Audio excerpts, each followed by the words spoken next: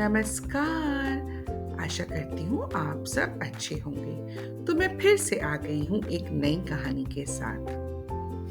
तो एक जंगल में एक था हाथी और एक बकरी। दोनों बहुत अच्छे दोस्त थे। दोनों साथ में मिलकर हमेशा रहते, खाने की तलाश करते, खेलते कूदते और मजे में दिन काट रहे थे। एक दिन दोनों खाने की तलाश में काफी दूर निकल गए और वहां उनको एक नदी नजर आई और नदी के किनारे पर एक पेड़ भी। पेड़ को देखकर हाथी और बकरी दोनों बहुत खुश हुए। वो दोनों उस पेड़ के पास गए और उन्होंने सोचा कि क्यों ना इस पेड़ को हिलाया जाए। और ये सोचकर हाथी ने अपनी सूंड से उस पेड़ को जोर से हिलाया और देखते ही देखते क्या हुआ जानते हो? जमीन पर खूब सारे पके हुए फल गिरने लगे।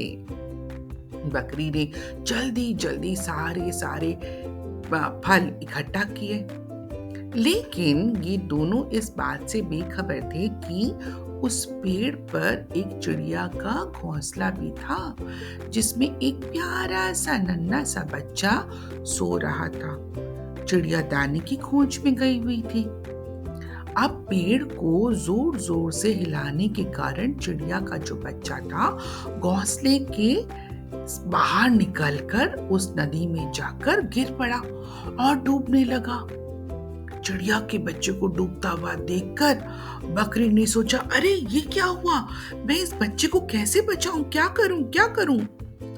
उसने ना आव देखा ना ताव और खुद भी नदी में कूद गई। लेकिन बेचारी बकरी को तैरना तो आता ही नहीं था और इस वजह से वो भी तालाब में डूबने लगी। बकरी को और उस नन्हे से बच्चे को नदी में डूबता हुआ देखकर हाथी बहुत परेशान हो गया। उसने सोचा, मैं क्या करूं, कैसे बचाऊं?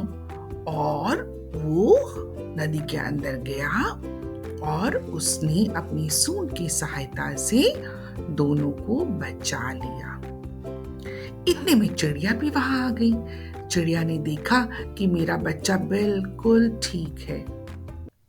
उसने हाथी और बकरी दोनों को कहा कि आप इस नदी के पास ये जो पेड़ है जहां मैंने घोंसला बनाया था वहां क्यों नहीं रहते? और तब से ये दोनों दोस्त हाथी और बकरी भी वहां रहने लगे। कुछ दिनों में चिड़िया का वो बच्चा, नन्हा सा बच्चा, बड़ा हो गया। अब चिड़िया अपने बच्चे के साथ जंगल में घूम घूम कर आती और हाथी और बकरी दोनों को ये जानकारी देती कि किस पेड़ पर कितने मीठे मीठे फल लगे हुए हैं। और इस तरीके से हाथी, बकरी और चिड़िया तीनों दोस्त बन गए और मजे में रहने लगे। तो कैसी लगी कहानी? हमें किसी का भी बुरा नहीं करना चाहिए। अगर गलती से हमारे किसी एक्ट से किसी को परेशानी होती है, तकलीफ होती है, तो उसे सुधार लेना चाहिए।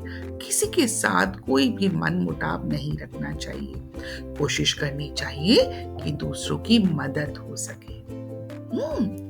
तो अगर आपको मेरी कहानियाँ अच्छी लगती हैं तो मेरे चैनल को सब्सक्राइब करो और ज़्यादा से ज़्यादा अपने दोस्तों के साथ शेयर करो ताकि वो भी कहानी का मज़ा ले सके।